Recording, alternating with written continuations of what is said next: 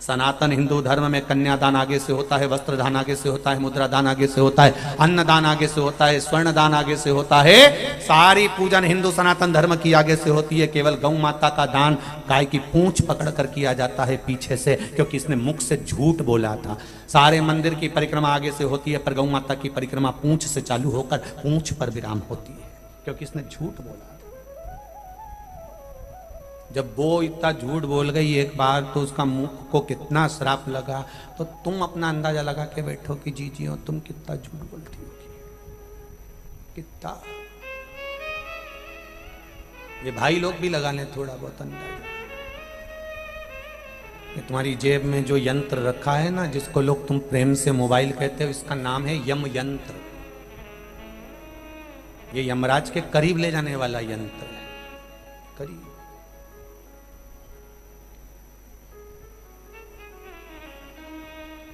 देवताओं को भी टेंशन हो गया था, इतनी कथा भागवत हो रही है तो सबकी सब मर मर के बेकुंठ आ रहे हैं, नरक कैसे जाएंगे ये। तो भगवान ने कहा चिंता मत करो, नीचे पृथ्वी पर एक व्यक्ति की बुद्धि बिगाड़ दी है, उसने एक यंत्र बना लिया है, वो दिन भर उस पर 24 घंटे झूठ बोलेगा। ये कितनी कथा सुन ले, मरने के बाद तो नरक जाएगा, झूठ बोलेगा नहीं जाएगा।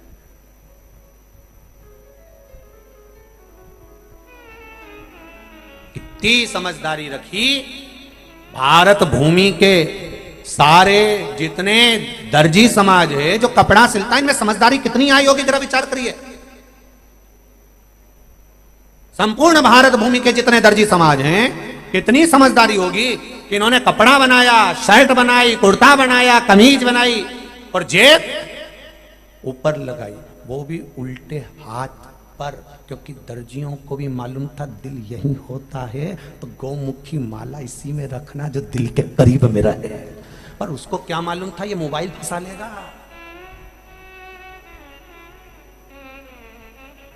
दर्जियों ने जेब तो सही लगाई दिल के पास लेफ्ट में, पर उसको मालूम था, उसने तो इसलिए लगाई कि गौमुखी माला कहीं नहीं रखे, तो इस माला को अपनी जेब में रख लेना, तो दिल के पास रहेगी। उसको क्या मालूम था कि मोबाइल को दिल के पास रखेगा ना, माला तो जेब में पटक लेगा, नहीं घर में पड़ी रहेगी, गौमुखी में टंगी रहेगी खील पर, खूटी पर। उसको क्या मालूम था। उसने जेब इसलिए लगाई कि इस माला को, भगवान की बेलपत्र को, इस प्रसाद को अपनी इस जेब में रखना, दिल के पास, अपने इस हृदय के पास। जब प्रसाद दिल के पास होगा, माला दिल के पास होगी, तो फिर चिंता मत करना, अंत समय में वो परमात्मा मिल ही जाएगा, ये निश्चित है। पर क्या पता कौन ने अकल दे दी इनके कि मोबाइल यहाँ रखो। अच्छा, मोबाइल वाले भी कहते हैं मोबाइल यहाँ मत रखो, वाइब्रेट करता है, वाइब्रेट करते अटैक मटक आ जाए तो मत कहना दादा।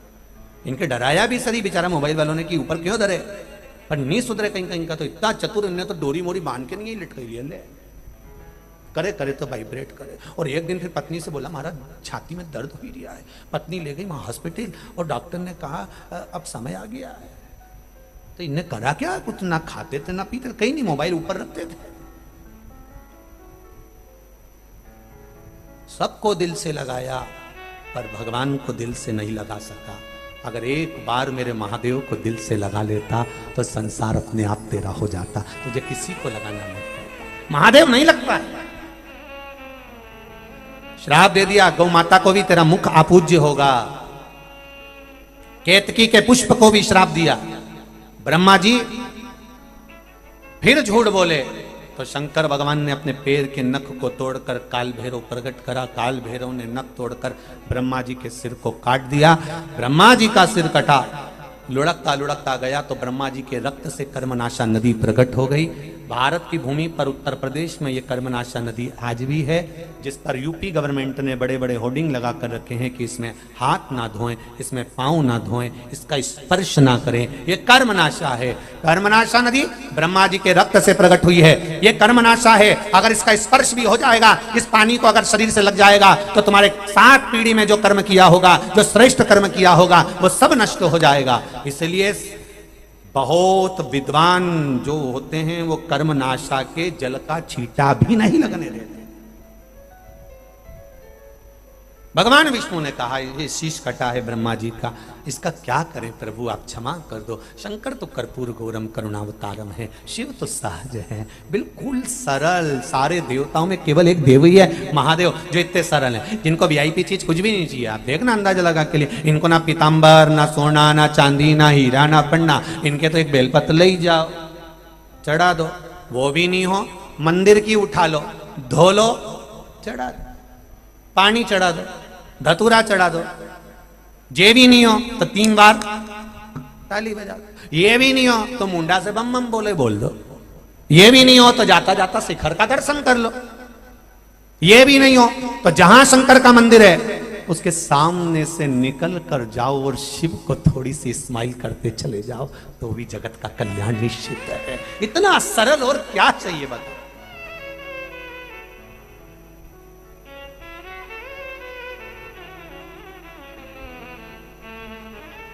कुकड़ेश्वर के कान में बहुत बड़ी गठान हो गई थी, सभी डॉक्टरों को दिखा लिया था, ऑपरेशन का कर रहे थे और गठान जांच के लिए जाना थी। गुरुदेव बाबा की कृपा से किसी ने कहा कि ऑपरेशन करने से पहले एक बार शंकर भगवान पर जल चढ़ाएं और 1 लोटा जल चढ़ाकर बेलपत्री लाकर उनको खिलाना प्रारंभ करें। शिवजी पर विश्वास करा, 1 लोटा जल चढ़ाते बेलपत्र लाकर खिलाना चालू करा। मात्र 15 दिन में, 15 दिन होने के बाद जांच कराई गई और बाबा की कृपा ऐसी हुई कि 15 दिन के अंदर गठान गल चुकी थी, गठान नहीं थी और जांच में आ गया कि गठान नहीं है। ये शिव है। ओ घड़ी, एक पत्र और देखिए, बड़ा बड़े पत्र, बहुत सुंदर सुंदर है सारे।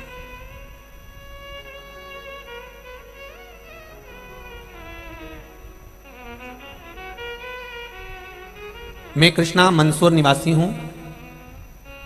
कृष्णा मंदसौर से कहीं बैठी हो तो हाथ हिलाइएगा, आपका ये वाला पत्र है। मैं 3 बार पशुपति व्रत कर चुकी हूं। हर व्रत में जो बाबा से मांगा वो बाबा ने दिया, बाबा ने कोई कमी नहीं छोड़ी। गुरुदेव मैंने जो जो मांगा देवाधिदेव महादेव ने दिया। थोड़ा समय जरूर लगा पर मेरे बाबा ने मेरी झोली खुशियों से भर दी।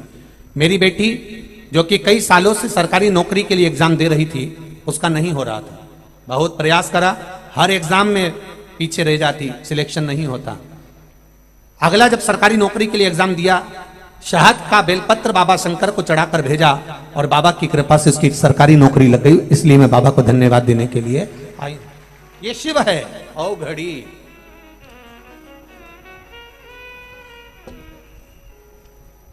तेरी कृपा बिना ना हिले, एक भी अणु लेते हैं श्वास, तेरी कृपा से तनो तनो।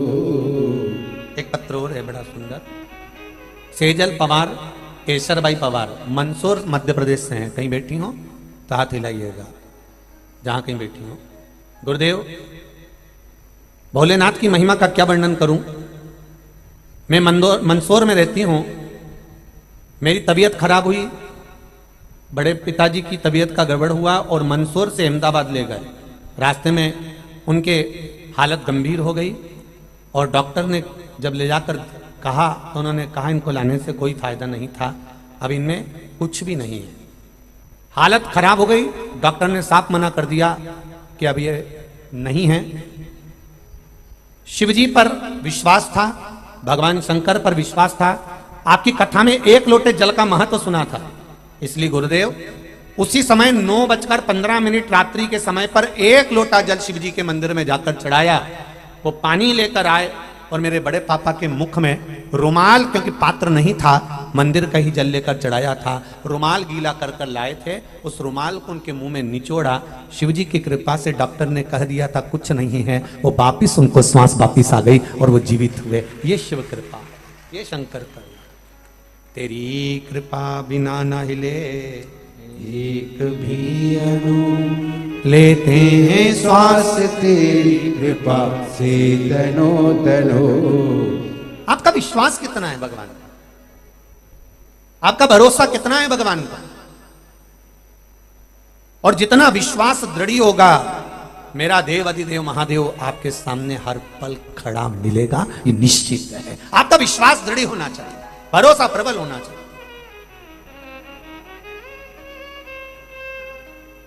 कितनी अकड़ में कहते हो ना आप लोग, जब बात होती है कोई बात बिगड़ जाए ना तो तुम कहते हो अभी फोन लगाता हूं, अभी रोक, 2 मिनट रोक, तो मुझे कहीं समझता है। और उन्हें अपना फोन बैग में से निकाला जीजी ने और लगा दिया अपना छोरा के। छोरा कहाँ है तू, जरा आके देख, मेरे को बैठने नहीं दे रहा है आगे, आ तो जरा।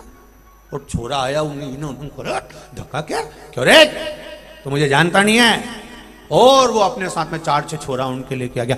जरा सी देर लगती है और तुम अकड़ में कह देते हो मैं अभी फोन लगाऊंगा, अभी 2 मिनट लगे और अभी बुलाऊं, देख तो मुझे समझता क्या, मैं अभी बुलाऊं तो मुझे कैसा समझता है, क्या समझता है। और 2 मिनट फोन लगाया और आया तो किसी ने कहा जैसे हम फोन निकाल के और तुरंत लगाएं और हमारा छोरा और परिवार वाले आ जाते हैं तो क्या शंकर जी भी ऐसे आ जाते हैं। तो हमने कहा बस तुम जोरदार तरीके से एक बार मन से, तुम्हें फोन लगाने की भी जरूरत नहीं, सिम रखने की भी जरूरत नहीं, मोबाइल रखने की भी जरूरत नहीं, केवल दिल से कह दो श्री शिवाय नमस्तुभ्यम, आ गया। डायरेक्ट आता है, डायरेक्ट।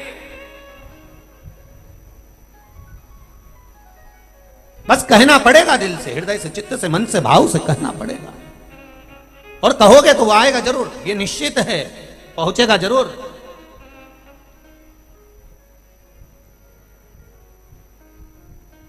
लगाओ उसको भी। ब्रह्मा जी का सिर कटा, बट का वृक्ष हो गया, समय आया, ब्रह्मा जी ने पूछा सृष्टि रचना कैसे करना है, आप बता दीजिए। शंकर भगवान ने सृष्टि रचना का क्रम समझा दिया, खूब समझाया। कोई संत, कोई साधु, कोई सन्यासी, कोई तपस्वी, कोई साधक, कोई उपासक ऐसा नहीं होता जो आपको नहीं समझाता कि घर में कैसे रहना चाहिए, परिवार में कैसे रहना चाहिए, कुटुंब में कैसे रहना चाहिए, वो समझाता है।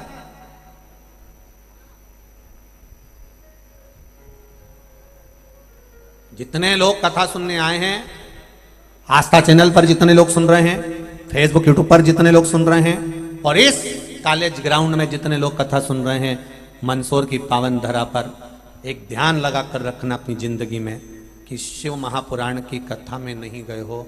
एक कार्ड बनता है, जिस कार्ड को अपने पास रखो तो किसी किसी के पास वो कार्ड रहता है कि रेल का पैसा भी नहीं लगता, बस का पैसा भी नहीं लगता, फ्री में सफ़र हो जाता है, खाने का सामान भी कार्ड दिखा दो तो आ जाता, ये कार्ड से सब काम हो जाता है, ना टिकट का पैसा लगे। रेलवे वाला पूछे टिकट कहाँ है, कि कार्ड देख ले। बस वाला पूछे क्यों बैठ गए, टिकट कहाँ है, कि कार्ड देख ले। कार्ड दिखाया, बस का सफर हो गया, कार्ड दिखाया, रेल का सफर हो गया, कार्ड दिखाया, सामान मिल गया। वो कार्ड एक बार बनवा लो कि एक बार शिव महापुराण 7 दिन की जहाँ हो रही हो वहाँ बैठकर सुन लो, एक कार्ड बन जाएगा। वो कार्ड ऊपर तक काम आएगा, कोई नहीं पूछेगा तुमसे कि तुम क्या चाहिए, तुम तो बस जाते ही अपना कार्ड दिखा देना कि मेरे पास ये कार्ड है। पूछेगा वो, पूछेगा, ऐसा नहीं कि नहीं पूछेगा, पूछेगा ये कमला ये कहाँ गई तू, तो कमला कहेगी मैंने मंदसौर में कथा सुनी थी और माँ मैंने एक कार्ड बनवाया था। कहाँ है कार्ड, कि वो कागज का था ही नहीं, फिर वो तो केवल भजन का था, श्री शिवाय नमस्तुभ्यम। इस कार्ड का नंबर ही है ये, बस जहां तुमने बताया तो चित्रगुप्त महाराज और धर्मराज यमराज भी कह देंगे इसको रोकना नहीं, ये कमला बाई है और ये नीचे मंदसौर में कथा सुन के आई है, इससे भिड़ना मती और कुछ बोलना मती, वैसे भी मंदसौर वालों से भिड़ना मती। कमला भाई है ठीक है, जाने दो ऊपर, इनसे मत भिड़ना। यहाँ शंकर भगवान पशुपति नाथ स्वयं जब एक धोबी को दर्शन दे सकते हैं तो ये मंदसौर की धरा हल्की पुल्की नहीं है, यहाँ सब शिवमय है, सब शंकर है। यहाँ पशुपति नाथ अगर एक मंदसौर के एक धोबी को भी दर्शन दे सकते हैं तो ये साधारण धरा नहीं है, कंकर शंकर की भूमि है, यह कोई सहज नहीं है।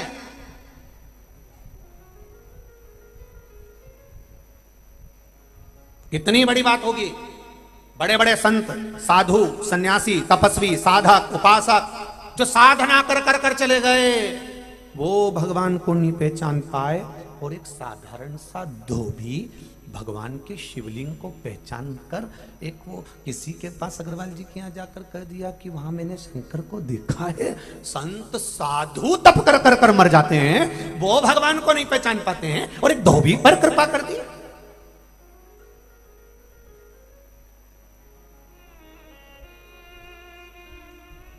और जाति का लेवल लगाकर हमने नीचा ऊंचा कर दिया, ये धोबी है, ये है, ये वो है। नहीं, जब मेरे शंकर के यहाँ भेद नहीं, शंकर भगवान ने कहा ये भले धोबी हो पर शिव का दर्शन इसको प्रथम हुआ है। जहां संत, साधु, सन्यासी, तपस्वी, साधक, उपासक सब हल्के रह गए, वहां धोबी के सामने प्रकट हुआ।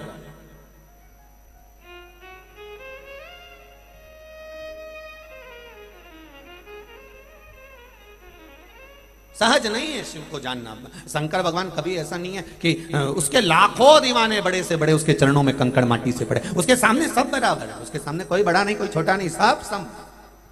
रहता ही शमशान में, उसका नाम है शमशान। सबकी शान सम है, उसी का नाम सम शान है।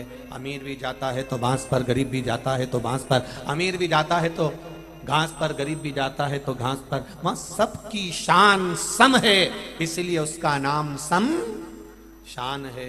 बहुत सबका ध्यान रखता है, कोई बड़ा नहीं, कोई छोटा नहीं। उसके पास पहुंचे और राख का ढेर बन गए। उसने कहा अकड़ में मत रहना, अकड़ में मत रहना। वो कहता है, समझाता है, मेरे पास रहना। एक अकड़ आई थी वो भीम को, कितना अकड़ता था, कितना। हर बात में भगवान कृष्ण के सामने अकड़ के खड़ा हो जाता था। तुम मुझे जानते नहीं हो, ये कौरवों को तो मैं एक गदा से मसल दूंगा।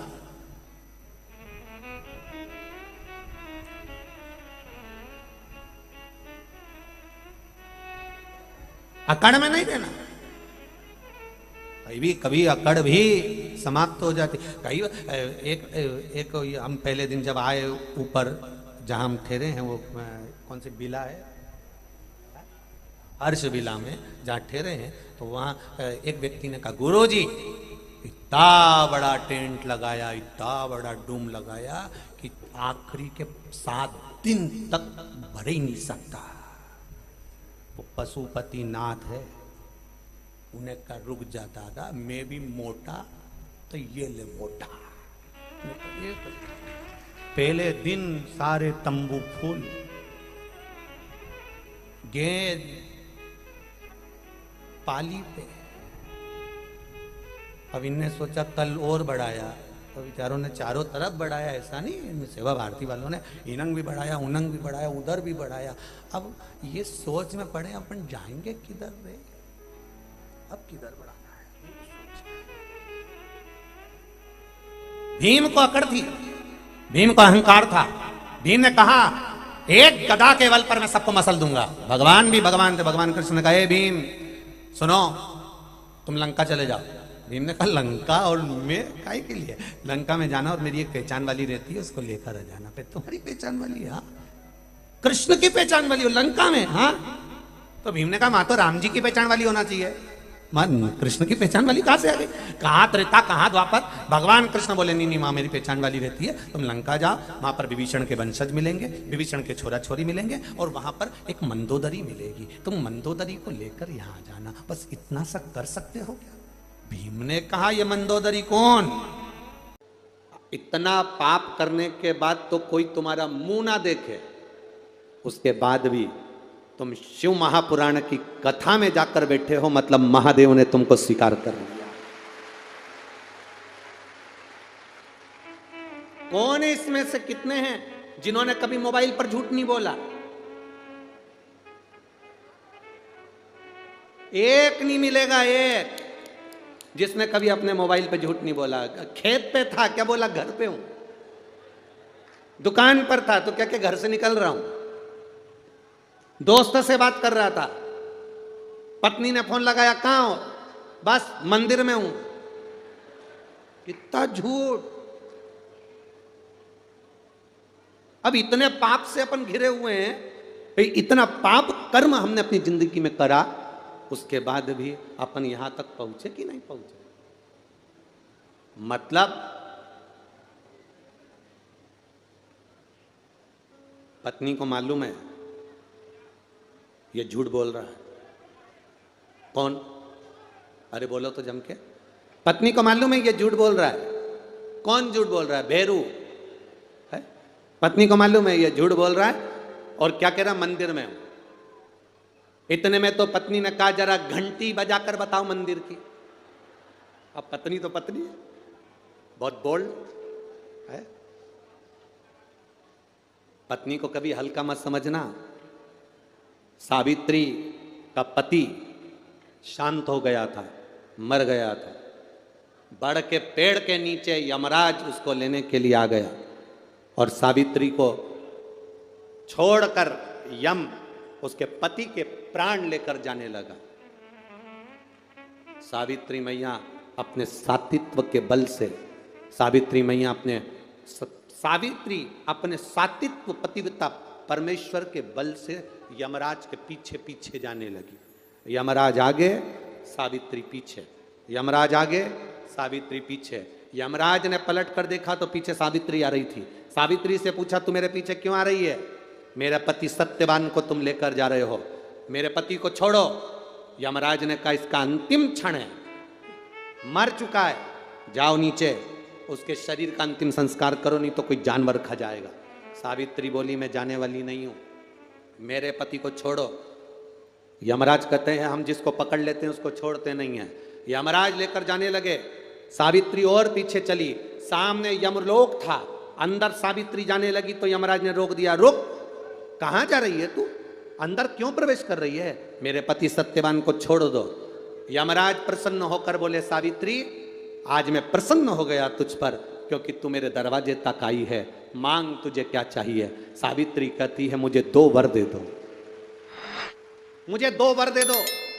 अब तो यमराज प्रसन्न हो गया, ये अपने पति को भूल गई, इसने अपने पति को छोड़ दिया। ये अपने पति को भूल गई, इसने अपने पति को छोड़ दिया। और इसने अपने पति को छोड़ दिया। अब ये कुछ मांगेगी, 2 वर मांगेगी तो मैं इसको 2 वर दे दूंगा। यमराज प्रसन्न हो गए, अपनी पति को छोड़ा इसने। यमराज ने कहा अपने पति को छोड़कर जो तू 2 मांगेगी मैं दे दूंगा, बस पति मत मांगना। तो सावित्री ने कह दिया नहीं मांगूंगी पति। ठीक है मांगो। सावित्री ने कहा पहला वर दीजिए, मेरे सास ससुर की आंख में रोशनी नहीं है, उनकी आंखों से दिखता नहीं है, बस इतना सा वर दे दो, उनकी आंख की रोशनी आ जाए और वो अपनी गोद में अपने पोते को खिलाएं, बस ऐसा वर दे दीजिए। यमराज प्रसन्न हो गया, इसने पति नहीं मांगा, तथास्तु। अब यमराज ने कहा दूसरा वर मांगो।